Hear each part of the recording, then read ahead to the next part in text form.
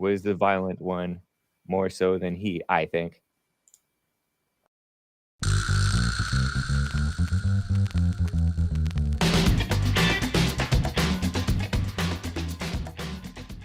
With the show! 1, 2, 3, 4. Oh, it's the Hake Report. The Hake Report. La la la. Oh, it's the Hake Report. The Hake Report. La la la. Hey guys! Oh, it's the Hake Report. The Hake Report. La la la. Oh, it's the Hake Report. The Hake Report. La la la. So, how are you guys doing? I am fine. You can call in 888-775-3773. That's right, I am on JLP's network. Shout out to JLP. It's Wednesday. We have a Bond Archive Sunday service. Quick announcements, guys. Premiere at 4 p.m. Pacific time here, 7 Eastern. The George Zimmerman case was not about race. That's the line for the, that's the title of the church service from 2013. You can check that out on Bond Rebuilding the Man YouTube. I'm going to be on Modern Day Debate, though, on versus Hunter Avallone, talking about gay adoption. That's going to be at 4:30 p.m. Pacific time here in Los Angeles, 7:30 Eastern. So thehakereport.com/appearances. We are about to bring on TJump, my guest. We're going to be talking about racism. Is it real? How real is it? How useful is the term that gets, it's kind of a slur, right? Gets thrown around. Let me know when we have him ready. We just have to get some things ironed out on our end. But before I get to TJump, let me quickly talk briefly with Kathy in California. She's on the line and wants to share a little tip before we get started here. Speaking of racism, Kathy in California, how are you doing? Good morning, James. I'm very well. How are you? Doing fine. Thank you. Yeah, so the reason why I'm calling is to talk about two amazing men. One of them is Don J. Brendman. He is running for United States Senate, and I'm hoping that your California listeners will vote for him. That's the Modesto Straight Pride coordinator. Straight Pride rally. Correct. Nice. Right on. Yes. And we protested with him a few years in a row now outside of the Planned Parenthood up there. The abortion bill. I was there at the last one. Yeah. Nice. Yeah, it was great. It was nice meeting you and Jesse. It was so great because we could just hang out all day and fight for what is right. Yeah. Saving the baby. Right on. Okay. Yeah. And I just did a demonstration with him this past Sunday about the mask mandates and against COVID mandates. That was pretty good too. Oh, cool. Nice. Right on. And another person I would like to share is Sheriff Joe Arpaio. He is now running for mayor of Fountain Hills, Arizona. Another great man. Nice. That is a personal hero of mine, a living hero. Sheriff Joe Arpaio he was sheriff out of Maricopa County for decades. Correct, yeah. Arizona. Yes. Very nice. He's got to be 90 now, 90 years old. Still kicking, really? Still strong. Already. Oh, wow. Yes, he is. I think he's nice. Very fit and doing well. Yeah. Wow. Well, I appreciate the tips, Kathy. Great to hear from you. Yes. Thanks for having me. All right. Have a great day. You as well. All right. So, guys, I have TJump with me for the first time on the Hake Report. It's not the first time I've talked with him. TJump is on Twitter at TJump_, an atheist philosopher who runs a YouTube channel. TJump, all one word, TJump, debating professors and others on whether God exists. I appeared on his stream January 25th. TJump debates Hake on evidence of God. And prior to that, I debated TJump and others in panel discussions in person, which was cool. Modern Day Debate Convention in Dallas. Hake debated this transgender madness and leftism and the CRT stuff. And TJump is kind of liberal, but kind of reasonable sometimes. And used to be a Christian, now he's an atheist. TJump, welcome to the show, man. Hey, great to be back on. You totally forgot about the time we went to go get like Asian pho together. Yeah, that's right. We had pho over there in Dallas. That was cool. Yeah, for sure. How have you been? Been well. So I saw you on Modern Day Debate like last week or so, debating against this Mango Tea young guy who's been super chatting whenever I debate on Modern Day Debate. Is racism real? And you said Nazis were real, racism is real. And Solid argument. did it go further than that? Because I didn't watch the whole thing. I saw Mango is not the most comprehensive debater. He doesn't really go much deeper than the very surface level. So yeah, we hoping to get into it a little more in detail with you. So in your mind, racism exists. Has it always existed, and will it always exist? No. So at one point, humans didn't exist, so there was no racism. Okay. And at one point, there will probably be no humans, and there will be no racism. I think that at some point we will evolve to the point where we're like modifying humans with technology, and then racism isn't going to be a thing because it's going to be technologism, something where different technologies are biased based on what technology you have. But it's definitely not going to be like what it is today. Yeah. And what is it today? What's your description of what it is today? Yeah, so racism is a bunch of generalizations made by in-group and out-group biases that are a tendency due to human evolution. And so people have a preference for specific physical traits, usually similar to their own, and associate negative traits to people who have different physical features than their own. Does it happen frequently that people internalize racism against their own? Because a lot of blacks think that they have internalized racism. I don't even know what internalized racism means. So that means that they hate themselves because they've been brainwashed by white culture. Very rarely. It's rarely the case that you hate yourself. Luckily for human biology, our brains have evolved to like ourselves the vast majority of the time. There's certain features we hate about ourselves. Like if we're overweight, I hate that about myself, and other things that I can't control. Like I really don't like having to like eat all the time. It's kind of a pain. Man, is racism bad? I don't think opinions are bad. So I don't think any opinion or thought you have, even if you completely hate another race with every ounce of your opinionated being, as long as you don't act on it, I wouldn't say it's immoral. I'd say it's only immoral if you act on those feelings to infringe on some other group or some other individual's rights to live. And so I wouldn't say the opinion is wrong. I'd say the way people act on the opinion is wrong. Do you think that this very subtle, hard to detect, but then when you see the stats, it bears out, supposedly, according to the liberals, systemic racism is real, where the juries are sentencing the blacks to longer sentences for the so-called same crimes as the whites? Do you think that's real and racist and wrong? Well, so systemic racism is super arbitrary. Like it can mean literally anything depending on who you talk to. So I've talked to a few people. I talked to Aaron a little while ago. He said systemic racism essentially is anything that a system will produce different outcomes for people of different races, whether or not it's intentional or not. And I think that's just dumb. I think that kind of definition is completely ridiculous. That just means reality is racist, essentially. Right.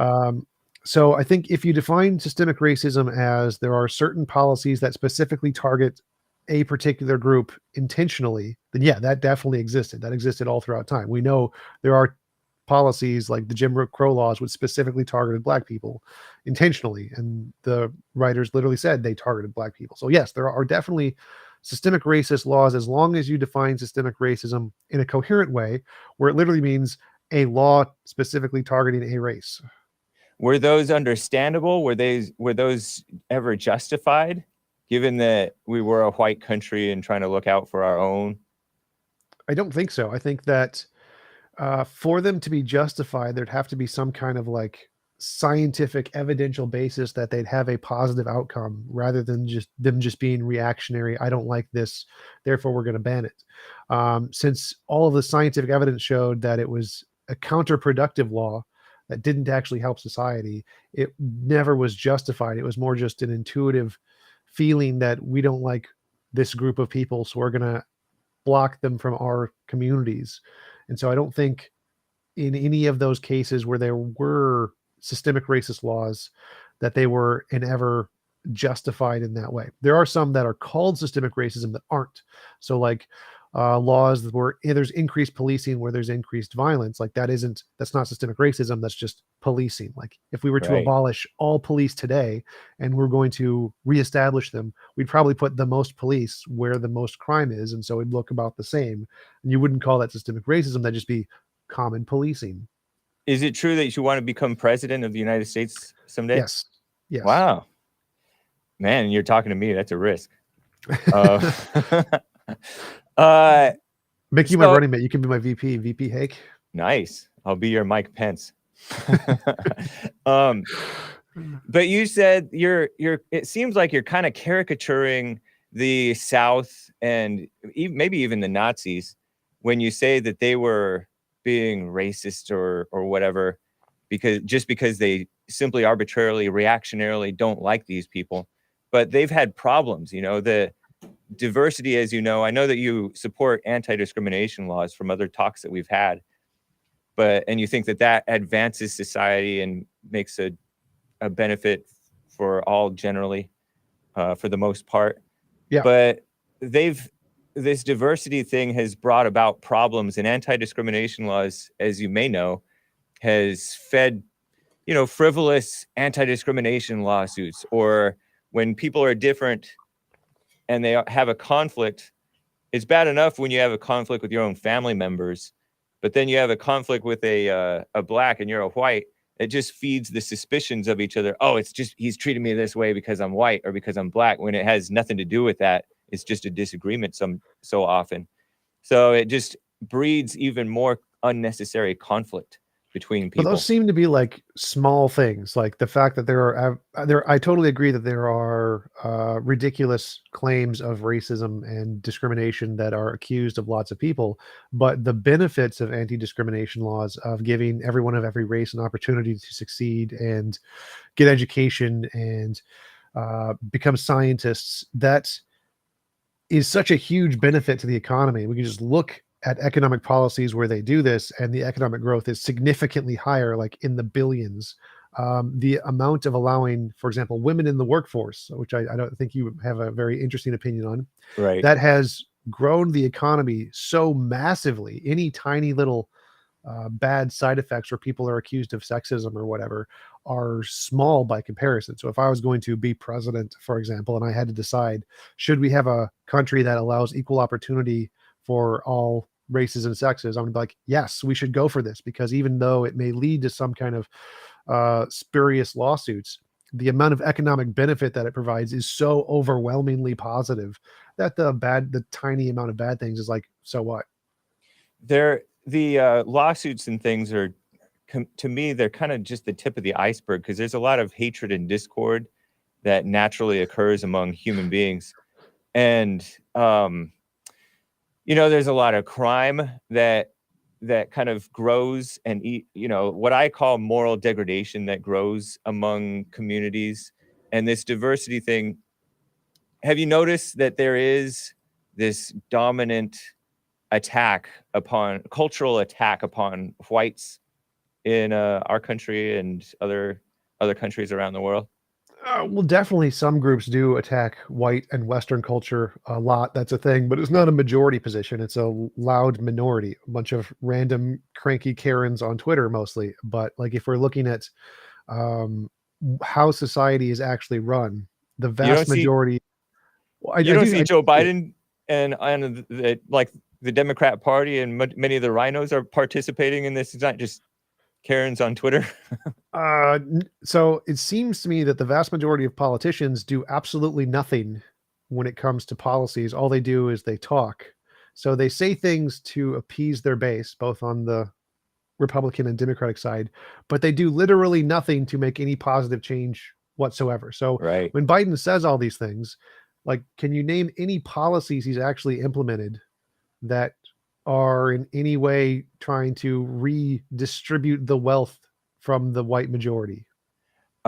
He is definitely letting people in at the border. Like he's getting, in my opinion, this Title 42 thing that's a public health order allowing us to turn away migrants at the border. I think we should be allowed to turn away migrants at the border with or without any health Yeah, concern. but do you think that is an attempt to take away power from the white majority? Because to me, that's just, Yeah. oh, here's a bunch of more workers to do all of the cheap jobs that white people don't want to do, and they're going to be underpaid, and the work they generate is going to generate more profit for the white billionaires. So this doesn't in any way change the demographics of the people in power in America. All it does is give them more opportunity to make more money because you have now cheap labor. So the corporate enterprises, the reason they're okay with this is because That's a they big make more part of money. it. Yeah, the ill-gotten gain is a big part of that. But I would say that it's also political because whites are the only only majority conservative population in the country among all the different ethnicities.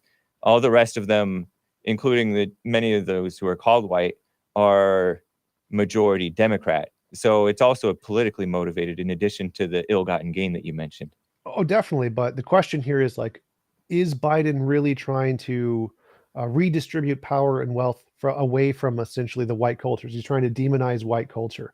And he's not doing that by letting in immigrants. In fact, letting in immigrants is supporting the white culture. It's giving them more money and more power because they have cheaper labor. And so if the goal of the Democratic Party was to redistribute power and wealth, letting in immigrants does not in any way help them to do that. All it does is give them more political power so they can reestablish their already considerable white power wealth.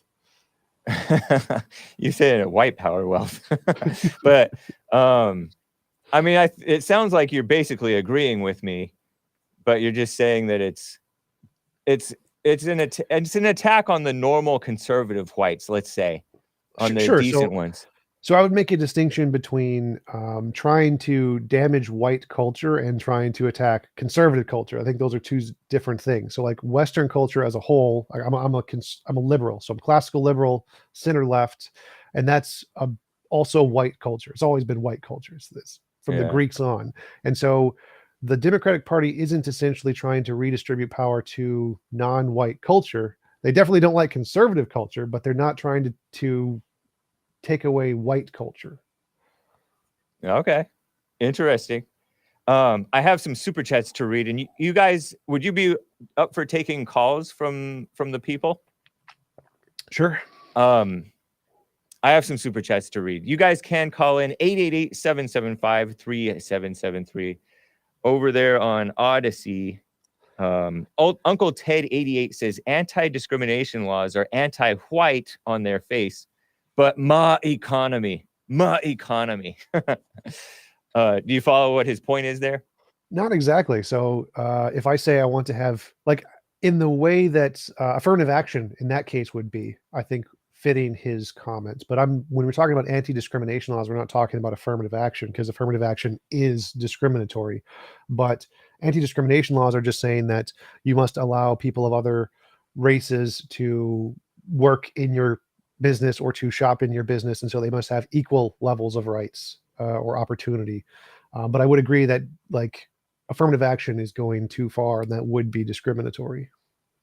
Part of the problem is, I think that since you're an atheist, you're a little bit more loosey-goosey on like morality, if you will. I know that you believe in an absolute morality, even though you aren't an atheist. But I don't know. I've seen the country on like a major moral decline, but since we're maybe thriving on some level, you're fine with it. Thriving, financially, seemingly, at least for a while, on some level. I'm not sure what you mean there. So when you say loosey-goosey on morality, my view of morality is you're right. I believe in objective morality. I'm a moral realist, like most philosophers who are also mostly atheists. And the standard of morality is essentially well-being for humanity. So morality is the best possible moral world you could ever achieve is one where it's physically impossible to force anyone to do anything they don't consent to doing. And so if we're moving closer to a world where it's harder and harder to force people to do things they don't consent to doing, we're becoming better. We have moral progress in society, which is the pattern we've seen throughout pretty much all of humanity, that there's this moral progress. We get better as society goes on. And so I don't know what you mean when you see a moral decline. It seems like we're morally improving based off of pretty much every analytic moral standard we have. The country is seemingly like as divided.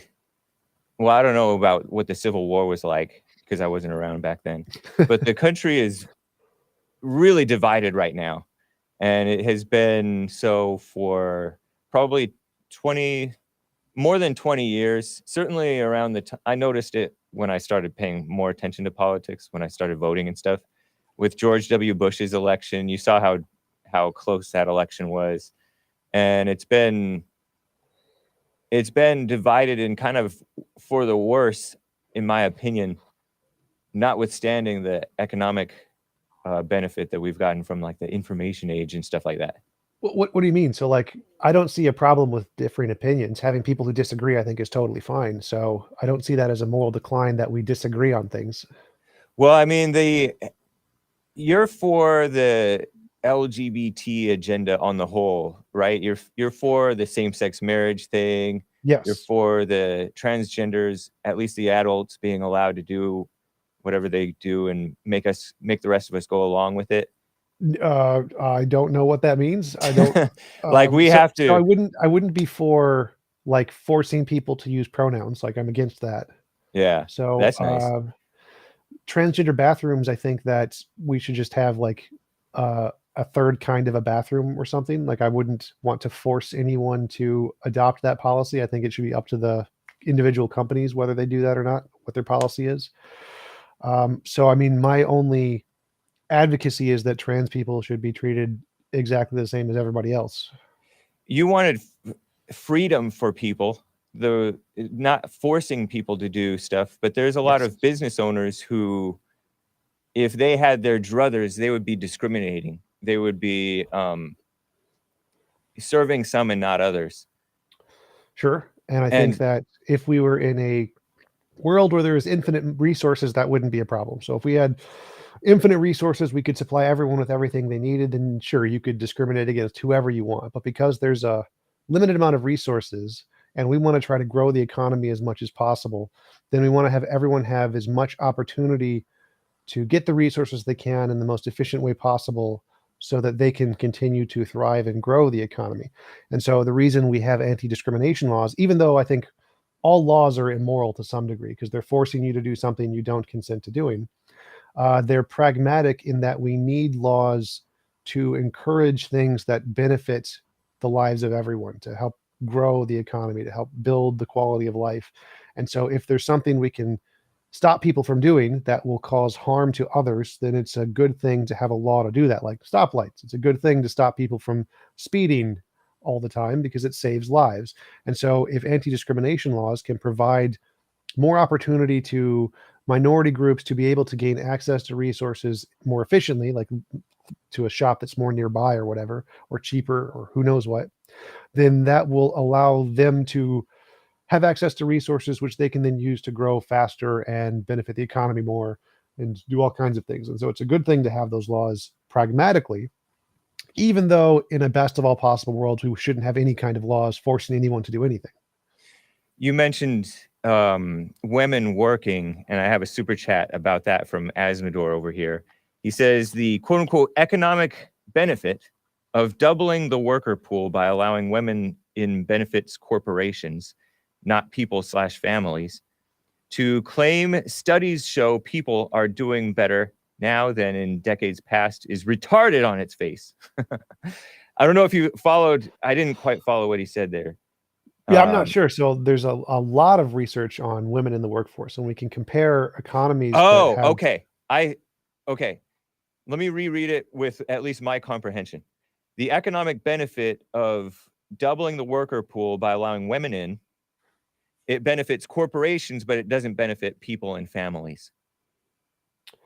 Yeah, that seems to make sense as an interpretation, but it seems false. So like if we can literally look at the economies of countries before and after they allowed women in the workforce. And we can literally see the economic growth, the quality of life, the technological growth, the intellectual growth on every measurable metric that matters to anybody. It's better in the societies that allowed women in the workforce to those that didn't. Now, forcing women in the workforce, that would be bad. I wouldn't approve of slavery. And so women can choose to still be stay-at-home moms. That's fine. But giving them the option to choose to go to school or go to work or whatever does benefit everyone significantly by like an almost immeasurable amount. It's massive. The difference between like Saudi Arabia, where women are still barely able to work or barely able to just allowed to drive like a couple of years ago. The quality of life difference between those kinds of societies and America and the UK is obvious. It's huge. It's huge. Like they're not happier in those countries than we are in ours. You know, you mentioned a couple of different things. What do you mean by intellectual growth?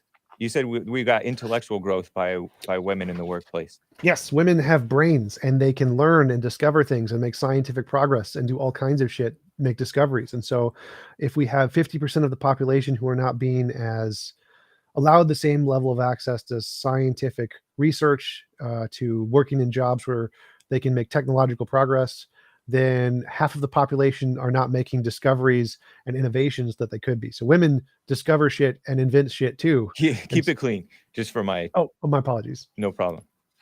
Thanks. But okay, I get your point.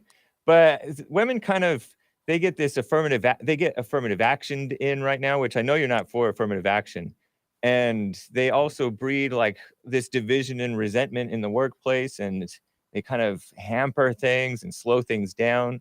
I think that they were the reason, my suspicion, this is one of my suspicions, that they were behind the shutdowns, the overreaction to the virus that we just went through the past couple of years, because they can't really handle stress, and they pass that stress on to the media, and the media passes that stress on to the people and fear mongers about the virus and says, we need to shut stuff down.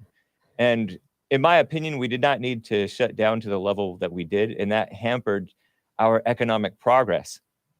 Does that follow that?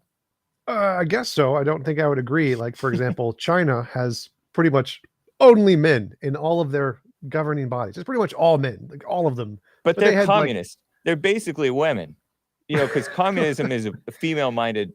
But go ahead, finish your point. Go ahead. So in China, they discriminate against women quite severely. Parents don't want women kids; they want male children because there's a pretty significant discrimination against women in China. And so men have most of the power in China, and they have most of the shutdowns. And the shutdowns happened in pretty much every society. And this, ironically, I think like Sweden or something, one of the Norwegian super liberal countries, was one of the ones that had no shutdowns. Like they did nothing. And so one of the most like women mindset countries you could probably list is the one that didn't do the shutdown. And so it seems like the data does not support that conclusion, that most of the shutdowns were men oriented, not women oriented. And I don't think women slowed down the workforce. I mean, it's obviously sometimes the case that some women are annoying and they do that, but that's like this extreme minority. So it's an extreme minority, obviously, really? Causing dysfunction in the workplace. Also, again, extreme minority. As far as I know, that most guys would prefer women in the workplace to other guys in the workplace because it's more entertaining. Sometimes. All right. Anything else anything else to that? Because I have another super chat about. Sure, we can go to the next one. Okay. Letting immigrants in, according to Asmodor, displaces white workers and lowers wages across the board. It does not benefit whites economically. So if it lowers wages across the board, that means that all of the corporations have to pay their employees less. And if they pay their employees less, they make more money. So if if they're lowering wages, that helps white people who own companies to make a significant amount more money. They want to lower wages. They love it when they lower wages. The primary goes in- expenditure of a company is to pay their employees. And so if they have to pay their employees less, they are happy. They absolutely love it. And so, yes, when we bring in immigrants who we have to pay less, that makes billionaires a lot more money. They love that. How many white billionaires are there though? And there's like, this lot. is not benefiting white people. This is benefiting maybe like the corporations and the commie capitalists, as I call them, the people in the government and the people who are running the bigger corporations that can handle this type of stuff. Well, I'm thinking more like senators, all the people Yeah. in power, all the people who own companies. The vast majority of millionaires are white. 90% of millionaires come from real estate ownership, who are the vast majority of are white by a huge margin. So if we're looking at wealth in the country and white culture, I guess, who has the power, who gets to determine what the correct way of life is, it's all white people. The vast majority by millionaires in real estate, all white pretty much. But that doesn't tend to be like they don't represent the normal white people. They don't represent the majority of white people. They may represent the majority of billionaires, but they don't represent the majority of white people. Oh, sure. I totally agree there. I just say that if the context of the conversation is more like, if the goal is to redistribute wealth and power away from white people, this is having the opposite effect. This is giving it more to white people, a specific kind of white people, but Right. white people. Yeah, it's like a certain not normal white people. the wealthy asshole ones. My right. apologies. Yeah. Okay. Apology accepted. Let's get to some calls. Yeah, let's get to some calls. I may have some more follow-up about the Nazis in the South, but let me get to Art in Ohio, who's on the line. Art, how are you doing? You're on with TJump. What's up with Hake and TJump. What's up with Hake and TJump?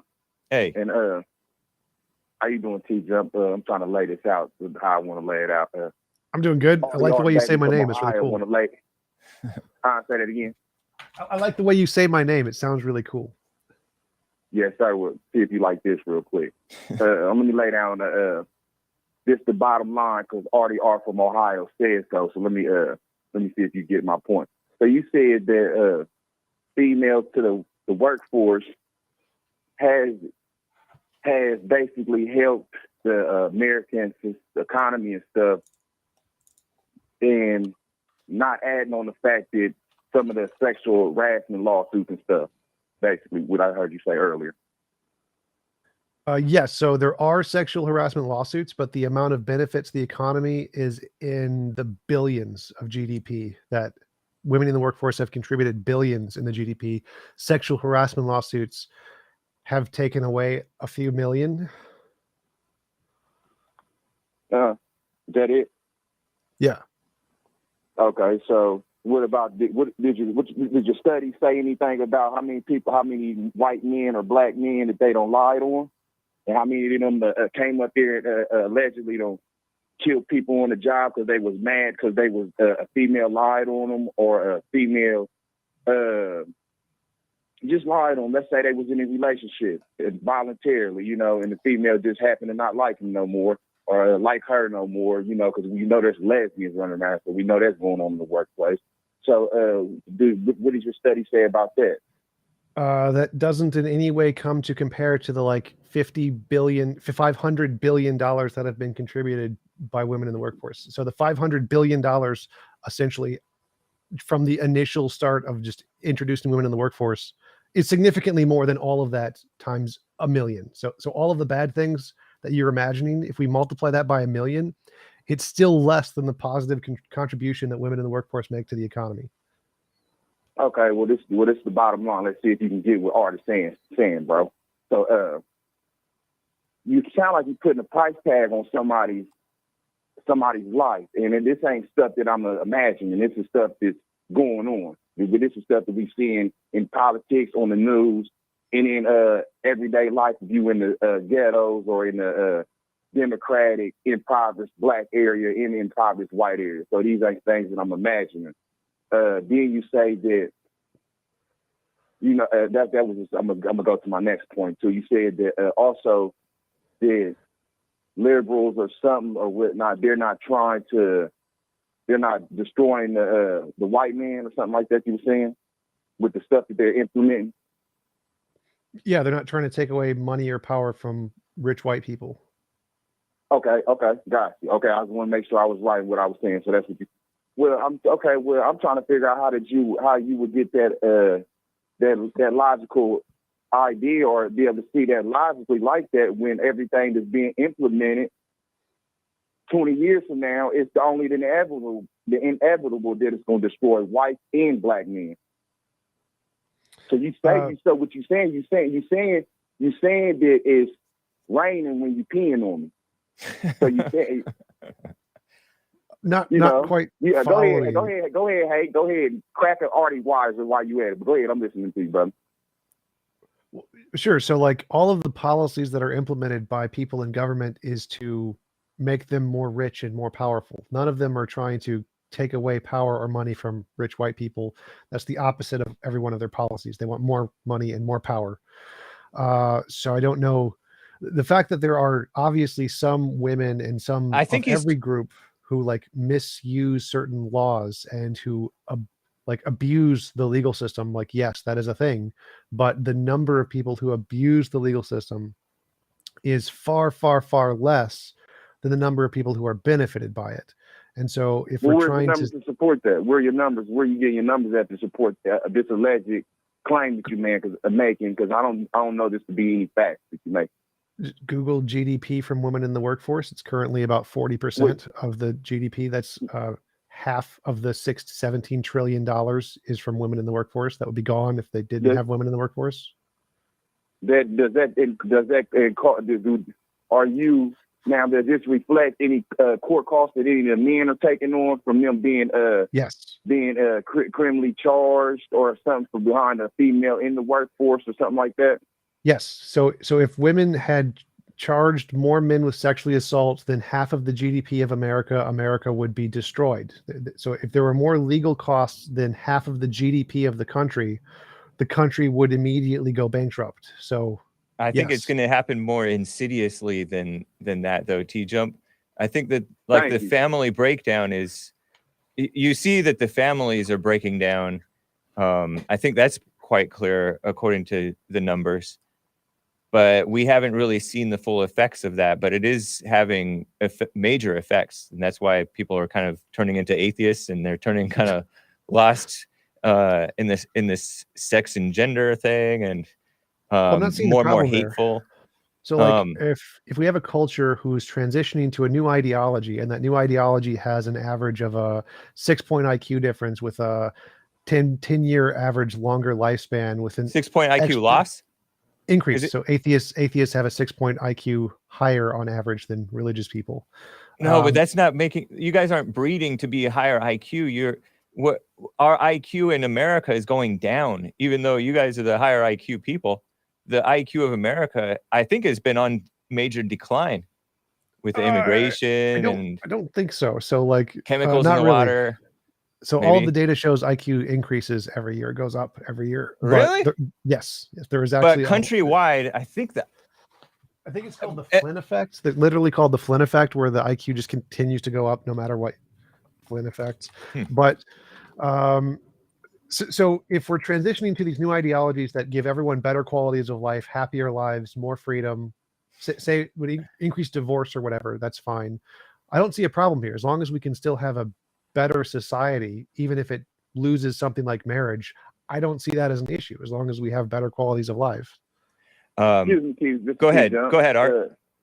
Last word, Art. Sorry about that. No worries. So it sounds like you substituting money for lives. It sounds like you substituting marriage for families and lives. You see what I'm saying? It's like you use it. You saying the couple jumps, the 2 jumps that the females have made forward, but you ain't saying the 10 jumps that they don't made back. TJump.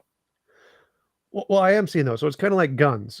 Guns kill people, but they are also used for self-defense, for police, for hunting. And so there's lots of positive things guns provide, Mhm. but there's also some negative things guns provide. Should we ban all guns for everyone because some people misuse guns? Or should we say, oh, look, guns have a positive aspect for a large number of the population. Therefore, we should allow them to have guns, even though there's this negative side effect of this small minority who misuses them.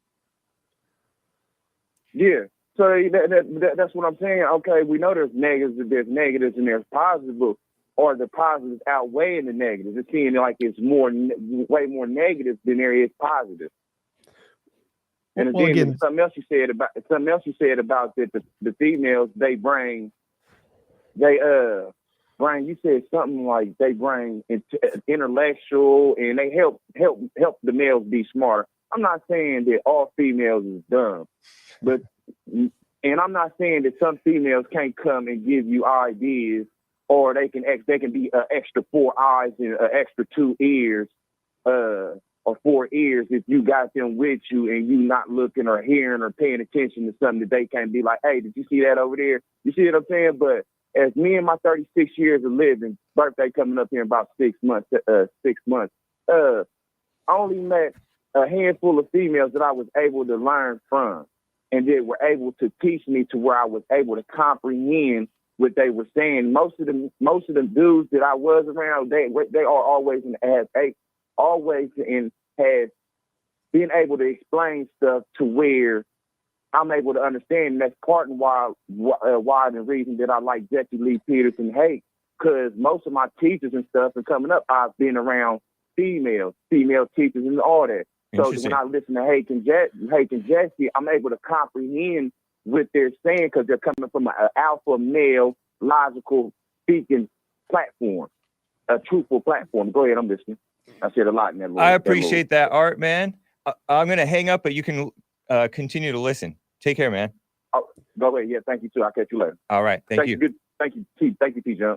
Yeah, thank you. I did want to comment on that last thing. So I think he should spend more time in engineering, biology, chemistry, and other academic fields where there's tons of women who are making tons of discoveries, like Mary Curie, like the no ether theorem. Women make significant contributions in every field that men did not or could not have made without them, because they have brains and they can discover things that men don't. All right. Let me get to, since we're on this topic, DJ, a first-time caller in North Carolina. DJ, you're on the line with TJump. TJump, can you stay at least 15 more minutes? Yeah. Cool. Go ahead, DJ. Hey, TJ, how y'all doing? Doing well. Pretty good. How are you? So, TJ, I just want to know, what was your view on specifically married women in the workforce? It's fine. Do you think you think married women should work, like even like with kids and all that type of stuff? I think that if women want to work, then they should work. If they don't want to work, then they should not work. Okay, well, the reason I bring that up is because I'm going to try to keep like religion out of it, because I know obviously you're an atheist.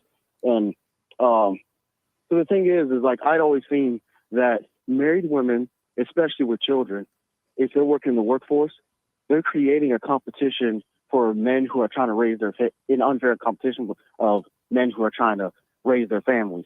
Because and I think the only reason why married women with children work is either if you're struggling that bad or it's for greed. Most of the time, two couples who are working, one of them is able to provide.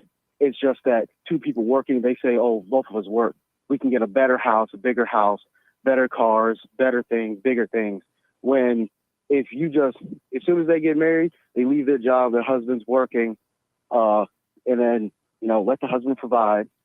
You humble yourself, get a little bit of a smaller house, a car that's just reliable, things like that. Let your wife, the mother of the children, raise the children, take care of the husband, all that type of stuff. So that's why I'm saying that's the problem with so many married women working. There are a lot of men who are trying to provide for their family, and these women are taking up these spots when they don't need it. Well, I mean, there's only like 3 reasons to work. 1 is that you need the money. 2 is that you want more money. And 3 is that you just enjoy the work. Those are pretty much the only options, whether you're a man or a woman. And men like to work for more money also. It's not so men are also competing with other men to get more money. That's why we have CEOs and shareholders and property, real estate businesses. Like, most people work because they want more money so they can buy nice things. That's kind of why work exists. It's not really a problem that women are competing with men. That's just how economies work, and that has benefited the economy. It hasn't damaged it at all. And if they don't want to work, they don't have to if they have significant financial resources. So I'm not really seeing the issue here. The fact that women choose to work and they are now a competitor in the work market for prices is fine. That's just how jobs work. Well, and I do agree with you that women should be able to work. I'm saying that married women with children, like especially like in a marriage, well, yeah, obviously, like married women, children. That's what I'm saying. It's a problem because, if they're in a certain position, like they should be able to leave that position and open that position for a man who's trying to provide for his family the way things should be, the way it was for thousands of years. But that way was worse. That's why introducing women to the workforce benefited everyone. So if we have a way that works objectively better and improves the quality of life for everyone significantly, then I think we now have a better metric that is improvement from the way things were. So we went from a bad way to a better way. I mean, the thing is, but yeah, they're providing services, but I mean, who is it better for? Because we have, sexual harassment and assault cases went through the roof, which I'm not saying, those men should control themselves, but those went through the roof. And then you have like what's happening in Spain right now, where they're giving free leave for every month for menstrual cycles, or however often, because that's just the common norm. Some women have menstrual cycles more often than that. So it's like they're going to be losing out on average 4 to 6 days every month on this type of work. So like, how does that benefit the employer? The 40% of the GDP, which accounts for about $8 trillion in annual revenue, that would be how. So if you own the business, you would be okay with somebody leaving like 6 days, 4 to 6 days every month. If they made me $8 trillion, they could do whatever the hell they want. See, but that's the thing is, like, there's just now passing this bill. So, like, I doubt that if you hired a full staff of women, if they were all gone for a week solid, like, I doubt that they would be making you that trillion. Well, I don't care what the work schedule is like. Like, we know that the work schedule in America is one of the least effective. There are countries that have 4 or 5 day weekends, and you have half the year off if you want it, paid leave, all kinds of things. There are countries all over the world that allow significantly more opportunities for people to take time off, but have significantly higher income ratios or work ratios to produce more effective products. So I don't really care how much time they take off, as long as they're making me money and making me products. That's all I need. So the time off doesn't make a difference here. All I care about is, do they make me a profit? And all of the science that we have and all of the data of these policies that were implemented in America have been implemented in other countries before, and they still make obscene profits. And so obviously we know that even the things we're doing here in America, which are significantly less progressive than the ones in other countries, we're still going to make a profit off this by a huge margin. DJ, I appreciate it, man. And last word, go for it. Yeah, last word I want to ask is, I heard you were talking about, like, you were saying that guns kill people. I don't know, why do people say guns kill people? Can you define that for me, please? Oh, no, go ahead. Well, it's fine. Like, if they didn't have guns, less people would be killed. So like, if we look at countries like the UK, where they don't have guns and they have knives, the amount of people killed in attacks is significantly lower. So the ability to own a gun increases the rate of murder or successful murders. But he's for the Second Amendment, DJ. He's saying the guns on the whole are a benefit. You say on the benefit of, like, the murderer side? No, it's a guns on the whole are a benefit to society. So yeah, they have a positive. They're worth having in society. He wasn't saying it's a bad thing. So it helps a lot of people. I'm not saying it's a bad thing. I'm just saying that, like, I gotta go, really, DJ. like, we gotta keep moving. Take care, man. Oh, you do? Oh, Yeah, okay, appreciate right, it. Call me again. All right. Yep. Take care.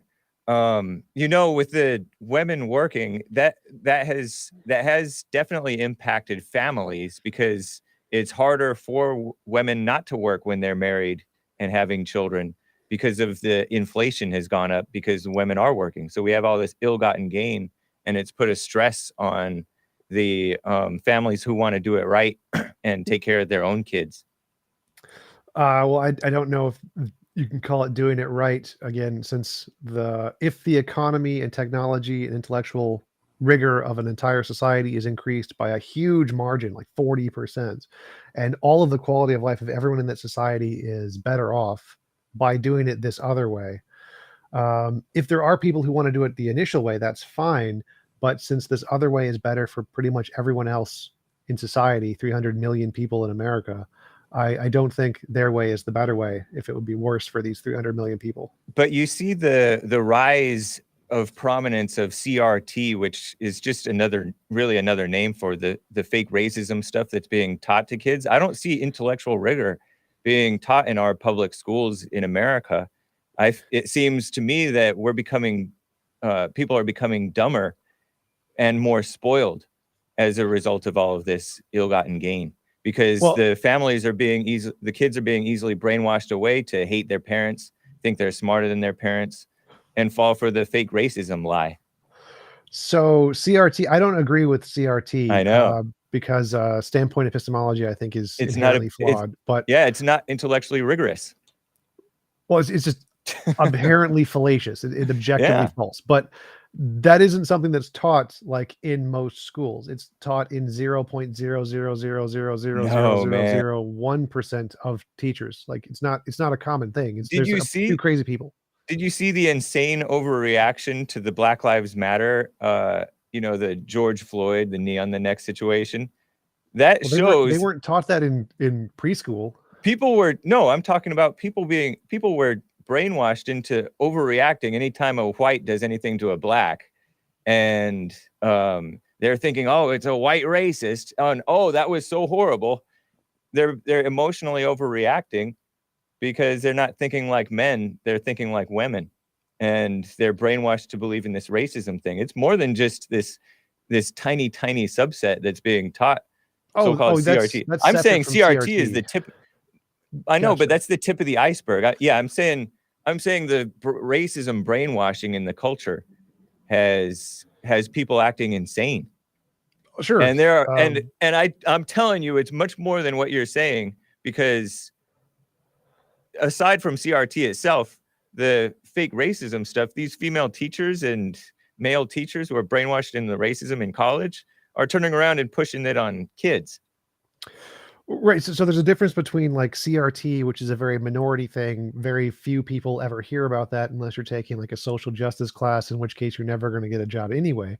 But those kinds of things and what are being taught to the 0.000 something percent of preschoolers, like those aren't really big concerns. So obviously racism in general and the larger ideology of progressive leftism, ridiculously that overhyped, issue. Right? Yeah. Yes, it is. I totally agree with you there, but it's equally as overhyped as, say, Christianity. And I think they're both are equally as wrong, and both equally have as many silly beliefs that cause people to do silly things. Okay. I got to get to one last call. We have only 5 minutes till the time. Are you able to stay over a few minutes if we happen to go over? Yeah, I'll definitely have to leave a little bit, like okay, by 12:20 at least. Okay, cool. Let me get to Asmodor on the line in Texas. Asmodor, you are on with TJump. Good. Can you hear me? Yes. Well, it's amazing to see another one of these atheist YouTubers be completely dishonest through and through, even with himself. He self-identified. He would have his audience believe that he is some type of classical liberal, as goes back to the Thomas Paine Enlightenment, like he's a modern day Thomas Jefferson. He is not a classical liberal. He is a far left cultural Marxist anti-white. And these statistics that he is citing is the perfect example of it. He kept saying that so-and-so is good for white people, so-and-so is good for white people, until he was confronted with the fact and stumbled over his own words that, oh, well, it's the 1% of white corporate owners and people in government and so forth, and the billionaire class who benefit, and that means whites benefit. No, number one, that does not mean whites benefit. That means that a class of elites, a very small class of elites, benefits. And he is also conflating a large number of Jews as whites when you look at the number of people in that billionaire class. Now, Jews are white. Bringing in immigrants. Let me finish my points, and then I'll stop, and you can respond to them. Bringing in immigrants does not help whites or the economy in any way. Immigrants are subsidized overwhelmingly by welfare. That is how the vampiric corporate class benefits from immigration. They pay them next to nothing, and the taxpayer is on the hook. 85.8% of Hispanic immigrant households receive federal food aid. And lastly, the GDP is no measure of quality of life or economic well-being of the average American or the average American family. The only people who will ever believe that it is are people who are not old enough to know what life was like before women entered the workforce and before all this immigration came along, wrecked the single worker household. To claim that a group of people, a group of Americans who have no savings, who are deeper in debt than any group of people in history, and who have to work like crazy just to stay above water, are better off than people 40 years ago is insane. And I'll stop. Go ahead, TJump. Yeah, so a lot of things there. Yeah, we are better off than 40 years ago. Like, pick any metric of well-being you want. GDP is just an obvious choice. Life expectancy, quality Savings of life, is a good happiness. one. Take that metric. Savings doesn't matter. Savings is irrelevant. I don't care about savings. Like, debt is just an economic tool. What matters is do you have food? Do you have a house over your house, a job? Can you feed your family? Can you get your kids to college? More people can do all of those things today, regardless of savings, because debt is just a different economic tool. Whether or not you have savings literally doesn't matter. What matters is what's your life expectancy? What's your quality of life? Can you support a family? Like, those things matter. Whether or not you have savings, I don't care. I don't care if money even exists. If people are so able to support families, then why is a family unit such a rare thing now compared to 40 years ago? Yeah, because you don't need a family unit to raise a family. Being able to raise people, give them enough money to live, you don't need to be a part of your family. Like, if you don't have a family unit, you are not a family. Literally, you're not understanding here. So you can raise people, you can give them the quality I'm of life. understanding. Wait, you're don't interrupt. Past me. I'm Stop, understanding perfectly. Stop, bro. You gotta No, stop. Really, hey, you're could lying. you let him, You're a could you mute him liar. for a minute so I can finish my Go my ahead. statement? So you can raise a family if they're not a part of their family. So if you can like have many kids and have them go off into some other person's family, and if you still provide them with money, you're still raising a family, even though they're separate from your personal platonic family. It doesn't matter. What matters is the population. How many of the population can get a good life, food, education, housing? How many of them have a higher life expectancy, regardless of whether or not they're in your house? Doesn't matter at all. And the rate of people who have a longer life expectancy, healthier lives, better quality of life in every measurable metric has improved. And you don't need a platonic family for that. It's just irrelevant. You said 40 years ago. Is going down. You said life expectancy is going down. No, it's not. It is. Literally any scientific paper on life expectancy. Yes. You're the big studies guy. Go look it up yourself. A couple of years ago, it was all over the news. Life expectancy in the United States for the first time in something like 50 years actually going down. I remember seeing that. So the fact that it went down on a graph, like graphs, you usually go up and down and up and down and up and down. The trend is what we're looking at, and the trend is still up. Studies matter until they don't agree with him. All the studies agree. Who are like, all the studies agree here. Studies say are the most dishonest people on earth. For every study that this person will cite, there will be plenty of studies that say the exact opposite thing. No, there's not. Yes, there is. Mark Twain, just Google life ago, expectancy. You can see the chart. Truth. He said there are lies, damned lies, and statistics, and you, sir, are a damned liar. If you don't know how to just Google life expectancy and look at the graph and look at where the line is pointing, then that's you problem. Like, trying to bring up Mark Twain quotes here isn't going to denounce the literal line that you can literally see on Google right now. But it's allowing people. It's allowing people to live longer, because people are like miserable. Like you said, women in the workforce, they're more mentally ill than ever, at least in the past 60 years or so, or 70 years, I think. Yeah, No, and so actually, Google quality Google of life is has Google is also in no increased. way biased, right? We have studies that show Google is not biased, correct? Google doesn't do the research. Google takes the research from everywhere around the country Right, and just and puts it their in a graph. results are not biased, are they? No. Google's results are not one bit biased, right? Because Google isn't doing the research. It's the other scientific institutions that are doing Are the research. Google's results biased? Does their No, it's the algorithm academic produce paper biased done by results? academic institutions, and they're just putting He's the asking a picture separate You're not question, though. understanding me. You're just unable to understand what I'm saying. When you Google something, it will give you results to things that Google wants you to see. It doesn't give you unbiased results to a variety of things.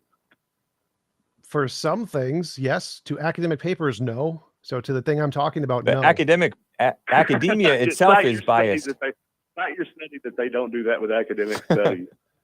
Because they yeah, can't fair point. pick the academic studies. It's based on peer-reviewed research, which they don't get a say in. So Give me a peer-reviewed study that says Google only manipulates results on some things, but not on the academic studies that you think it makes you sound super smart when you say academic studies. Okay, you don't need a paper on this because they get their research from a source, and the source is a particular pick and source. Choose what sources will go to the top few thousand of the results.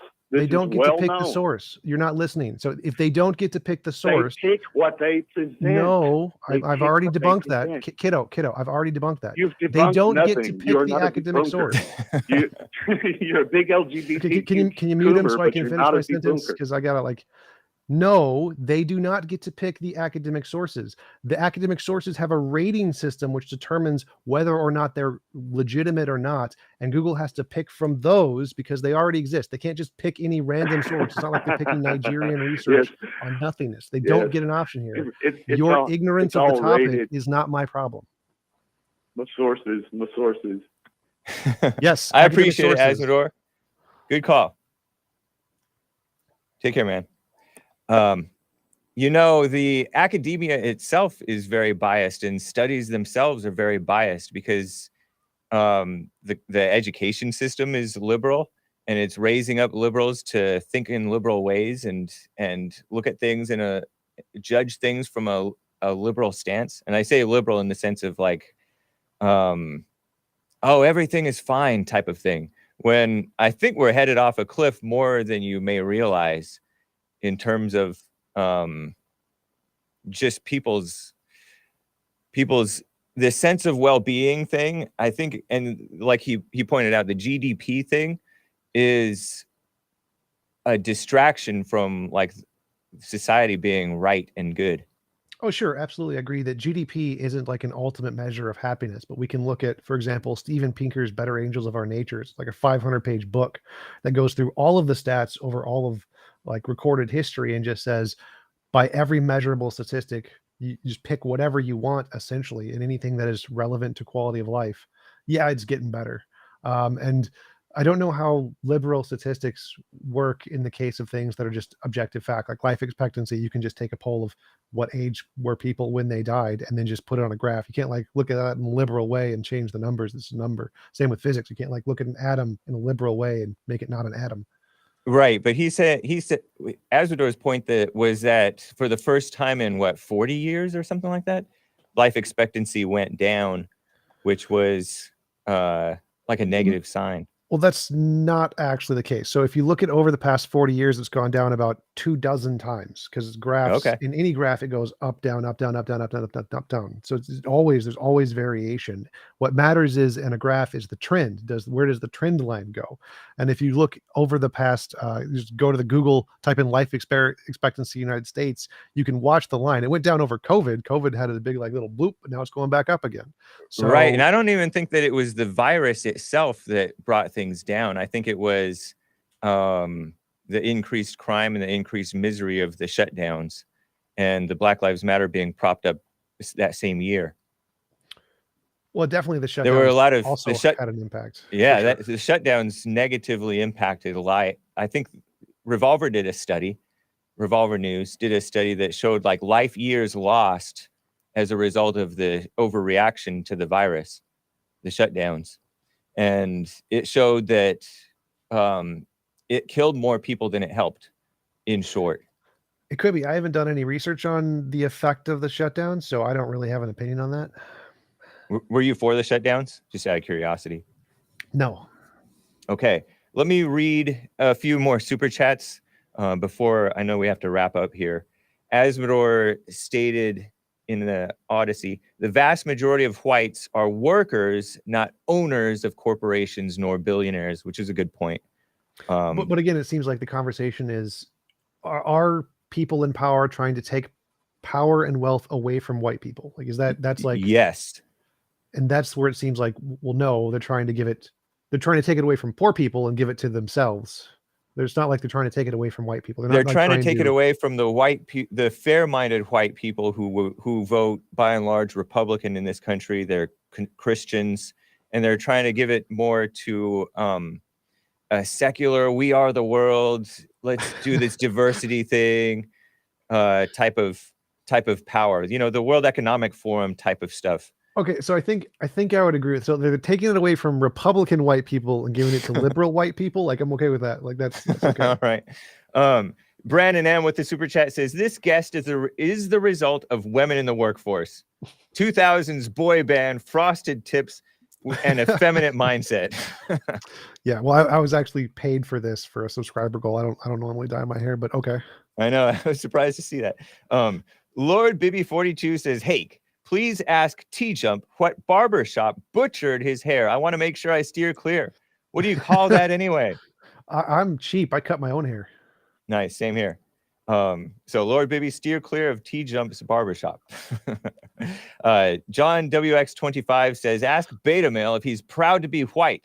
If he could change his race, what would he be? And he keeps on putting Jew. He in his. I would go full Ashkenazi Jew. They have the highest intellectual IQ rating, the highest return on profit rating, the highest rank in banking and artistry of all of the races. Ashkenazi Jew kick the crap out of everybody else. Sorry, keep cursing accidentally. Oh, okay, no worries. Well, crap. I don't usually say it in front of the kids, but that's, as cuss words go, that's light. Okay. I appreciate it, man. Very interesting. So were the Nazis, this is a fine point, but you say that the Nazis were racist, Yep. but they were white. And you're saying that Jews are white, and so they're the same race. So how can they be racist against the same race? Well, race is a representation of ecoclines, and so you can be racist against different groups. Like, people can be racist against Irish. Irish is still white too. You got to be done by 20 after, right? Yeah. Okay. So in other words, they had problems with this group of people, and they blamed it on the group of people that they had problems with, and so they overreacted to the group and the problems. It wasn't necessarily because when I was taught in school, I was taught, oh, they just hated Jews just because they were Jewish.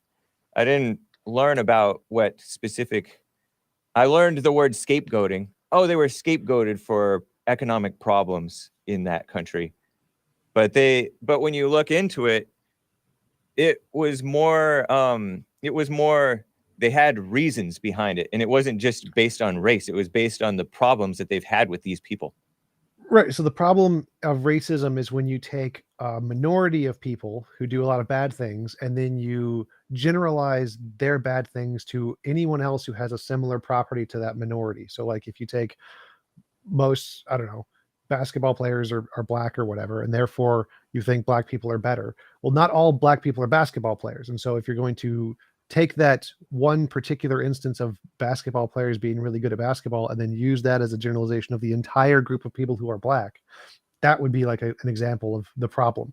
So there are obviously many kinds of people who are problematic in a society, but then if you're going to label anyone who's similar to those people as equally as problematic, or generalize them to be problematic in the same way, that's the racism issue. But the people of that same group are going to tend to kind of take sides, and you've seen it with blacks frequently. Most blacks may not be criminals, but many or most blacks will vote for or feel some type of undue sympathy toward Black criminals who get themselves killed, for example, or Black Democrat like Barack Obama, so-called Black, who got elected like 96, 98% among the voting. So then that wouldn't that justify the so-called racism against the Blacks that hey, these people, what's wrong with you people? You keep on voting all wrong. You keep on siding with the fake racism thing against victims who are really thugs and stuff like that. So we have No. the group you tend to identify with your group, so it causes more division than necessary. No, I don't think a group tending to vote a particular way is a reason to be racist against them. I think that obviously, like if one group was all criminals or the vast majority of them were mostly criminal all the time, then it would be justified to say, okay, this group is problematic. But if a small minority of that group is criminals, then to treat or generalize the rest of the group as criminals, that would be racist. But they side with the criminals is the No, problem. not Even the nice usually. ones side with the So I mean, most polls, most Black demographics do vote for more policing. That they like police. I know too. that. Yeah, I know. So it's most of them are against crime. They don't like crime, especially But they're in their suckers communities. they're suckers for criminal victims like Trayvon Martin, Mike Brown, George Floyd, people like that. Yes, people are get sucked into Because they have a political false and identity. advertised things. Are Blacks Well, the most racist people in the country? I don't know what that even means. I have no idea. But I would say that anything that's pushed on the news, the demographic who identifies with that news group is going to latch on to whatever it is they're talking about. So this happens know. on the left with George Floyd and Yeah. Trayvon Martin and those people, but also happens on the right with Tucker Carlson and Fox News. And so the same thing isn't really a problem of racism. It's a problem of in-group and out-group bias, of the fact that if you identify with some group and that group has a news agency and they promote certain stories more than others, they're going to latch onto those stories. And so I think that it happens both on the left and the right there, which is equally as problematic. Okay, back to the super chats. John WX25 did ask, "Are you proud to be white?" I don't know if you answered that one. No. Okay. Like I said, I prefer to be an Ashkenazi Jew. I think that'd be awesome. Lord Bibi42. Oh no, I already read that one. Corlick says, so he admits, meaning you, TJump, that immigrants are bad because they funnel money into super corporations and away from the people. Sort of.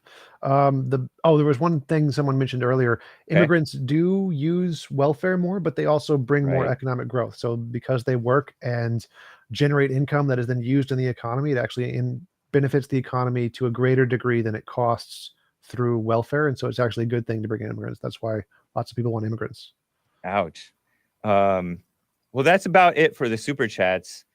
I don't really have any time to get to more calls, although there are a lot of people who want to talk to you. I guess I'll have to have you back another time. Sure. But last word. Okay, how about this last word on racism? Is it in any good sense to say that, given that there is an insanity about racism, and I was surprised that you brought up Tucker, there is an insane overreaction to racism. Isn't it a benefit to say that racism does not exist because they are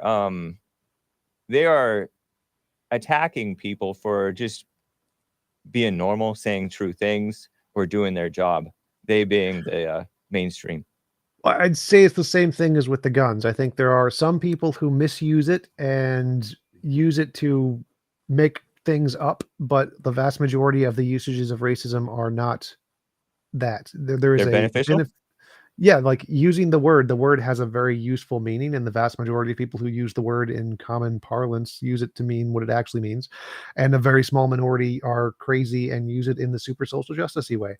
And so I think the word has value in its original context, and the way its etymology of the word and how it was invented and what it was originally meant to mean has a lot of value. And the new way is kind of crazy. Yeah, I mean, I think that it has always been kind of crazy. I think it's been a divide and conquer type of word, and it's by and large been used only against whites to explain and demonize them, falsely misexplain and demonize them for stuff that they did that any normal person would do. Well, I don't think that. I think that's the case mostly in America recently. But again, racism was a thing against the Irish, against Jews, against Understandably so, pretty right? much. I don't think I mean, so. we had issues with the Irish and all those people, and with the Jews and all them. Well, we had issues with a small percentage of them, and then generalized the larger group with those things. Like one of the things that I think was the worst kind of racism was racism against Asian people. Like Asian immigrants worked so hard and generated so much GDP and did so well in the economy, and we were racist against them for pretty much no reason. That was just completely ridiculous. Like we generalized some bad impacts they had and ignored the fact that they worked significantly harder than everybody else and did significantly better in the economy than everybody else.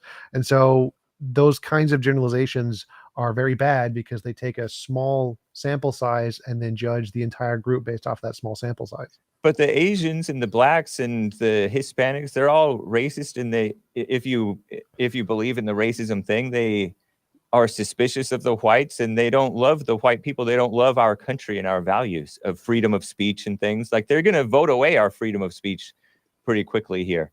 Well, I disagree with that on the Asians. Asians love America in a lot of ways. They don't really love whites that much. I mean, they're nice, but go ahead. I interrupted you. We got to end. Go ahead. Yeah. Last words. I think that the vast majority, like Nigerians, are the biggest, most successful immigrants of any kind. Very strange. People who immigrate to America, mostly using legal meritocratic immigration, love the American system. They are huge fans, and they do very successful economically and promote America and say it's the greatest thing ever, even though they do have some complaints about racism or whatever. They still really love America. That's why they're here. They like America. They like the benefits that they're getting from America, but they don't believe in the First Amendment, the Second Amendment, Christianity, which I think you don't really like either.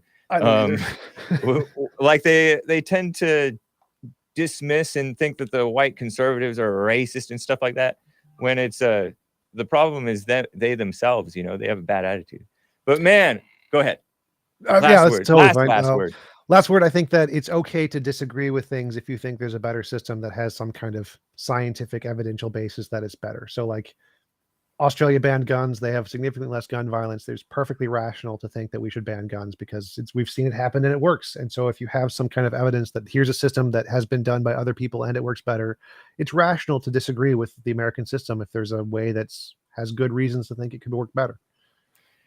At TJump _ on Twitter, guys, and TJump is the YouTube channel. And tell people how else they can find you, and if they want to talk to you, how you would recommend it.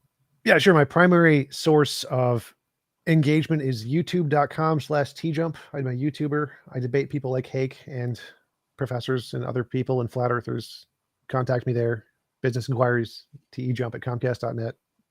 Thanks again for having me on. Really appreciate it. Enjoy talking to you as always. You're a really nice guy, even though you get a very bad rap. I appreciate it, TJump. It's great talking to you as well. Take care. We'll talk again. See ya.